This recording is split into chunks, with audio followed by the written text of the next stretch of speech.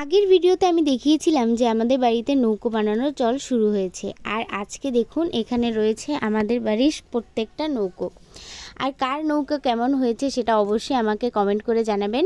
সন্ধে লাগার পরপরই আমরা চলে যাই নৌকো ভাসানোর জন্য। আর এখানে কিন্তু প্রত্যেকটা নৌকোই ভাসানোর পর দেখুন কত সুন্দর লাগছে রাতের আলোর মধ্যে।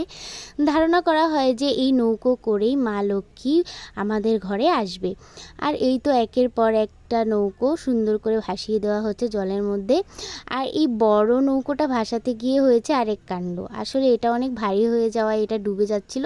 তারপরে কোনোভাবে এটাকে ঠিক করে আবার ভাসিয়ে দেওয়া হলো। প্রত্যেকটা নৌকোই কিন্তু সুন্দর হয়েছে। আর প্রত্যেক বছরই কিন্তু আমাদের বাড়িতে সবাই একটা একটা করে নৌকো বানায়। নৌকো ভাসানোর পর চলে এলাম এবার প্রসাদ খাওয়ার জন্য। প্রত্যেকের ঘরেই তো আজকে লক্ষ্মী পুজো হয়েছে। প্রসাদ খেয়ে পেট পুরো ফুলে গেছে, কারণ প্রত্যেকের ঘরেই তো প্রসাদ খেতে হবে। একটু একটু করে সবার ঘরে গিয়েই আমরা প্রসাদ খেলাম। এরপর শুরু করলাম বাজি ফাটানো।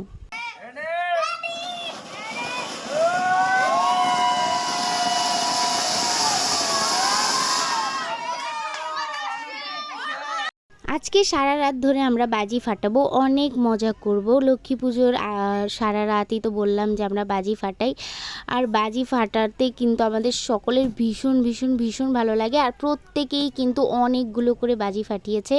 সারা রাত কিন্তু আমরা বাজি ফাটিয়েছি। শুধুমাত্র আমাদের বাড়ি নয়, আমাদের আশেপাশে যে সকল বাড়ি ছিল প্রত্যেকের বাড়িতেই কিন্তু সারা রাত বাজি ফাটানো হয়েছে। আর দেখতে পাচ্ছেন কি সুন্দর সুন্দর বাজি ফাটিয়েছি আমরা সারা রাত ধরে। বিভিন্ন রকমের বাজি যেমন চরকা, রকেট বাজি, কালী পটকায় ইত্যাদি সব ধরনের বাজি আমরা ফাটিয়েছি সারা রাত ধরে। হচ্ছে আমাদের বৌদি সেও বাজি ফাটানো এনজয় করছে। এই যে এখন হাতুর চলবে। এখন এই যে দেখুন এই বাজিটার নাম কি? এখন হাতুর মারবো। এই বাজিটার নাম কি? এটার নাম হাতুর গম।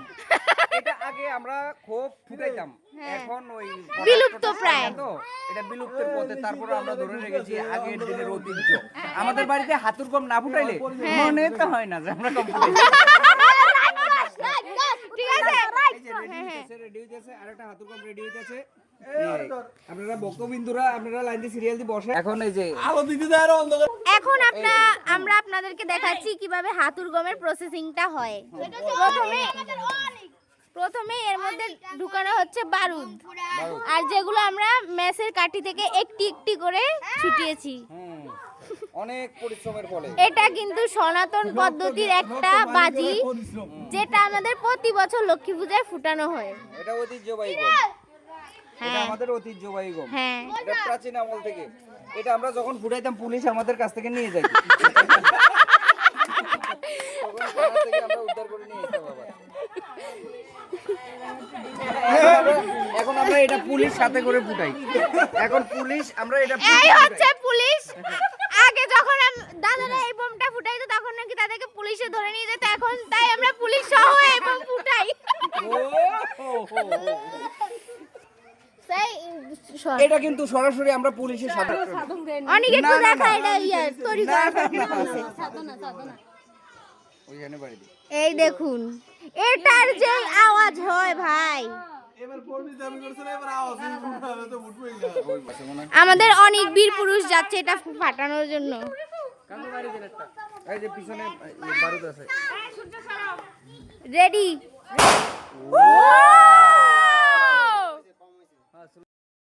এই যে আমাদের বাজি ফাটা। এই হইছে দাদা, সবাই বাজি ফাটানোতে ব্যস্ত। আজকে আমাদের বাড়িতে 1 লক্ষ টাকার বাজি ফুটেছে। হ্যাঁ অবশ্যই অবশ্যই অবশ্যই। এই যে এখন আমাদের বিশেষ আকর্ষণ রয়ে গেছে। এই হচ্ছে আমাদের বাজি ফাটানোর দর্শকেরা সব দেখুন। এই যে এখানে বাজি ফাটানোর প্রস্তুতি চলছে। এই আবার বেশি বীর পুরুষ একদম হাতে রেখে বাজি ফাটায়।